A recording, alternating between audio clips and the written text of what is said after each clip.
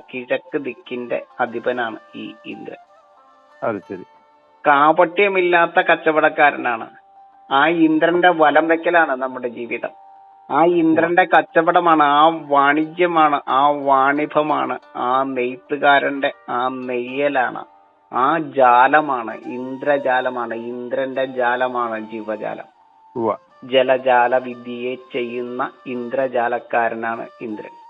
അപ്പോ ആ ഇന്ദ്രൻ ആരാണെന്നുള്ളതിന്റെ ഒരു റൂട്ടിലേക്കാണ് ഞാൻ വരുന്നത്. ഞാനത് ശ്രദ്ധിച്ചു കേൾക്കുകയാണ്. ഇൻട്രോയാണ് ഈ കണ്ട. ശരിക്കും പറഞ്ഞാൽ ഇന്ദ്രൻ ആരാണെന്നുള്ളതിന്റെ ഞാനത് അങ്ങ് പറയുമ്പോ ശ്രദ്ധിച്ചുകൊണ്ടിരിക്കുക, മനസ്സിലാവും എന്ന് വിചാരിച്ച്. അതായത് കൊടിക്കൂറയുള്ള ധ്വജയോനിയുടെ കിഴക്ക് ദിക്കിന്റെ അധിപൻ. അതാണ് ജീവനെ നിറയ്ക്കുന്നതും നിറം കൊടുക്കുന്നതും കാപട്യമില്ലാതെ കച്ചവടക്കാരനായിട്ട്. കച്ചവടം എന്ന് പറഞ്ഞാൽ ഇന്ന് കാപട്യത്തിന്റെ ആണ്, കപടമാണ് കച്ചവടം എന്ന് പറഞ്ഞത്.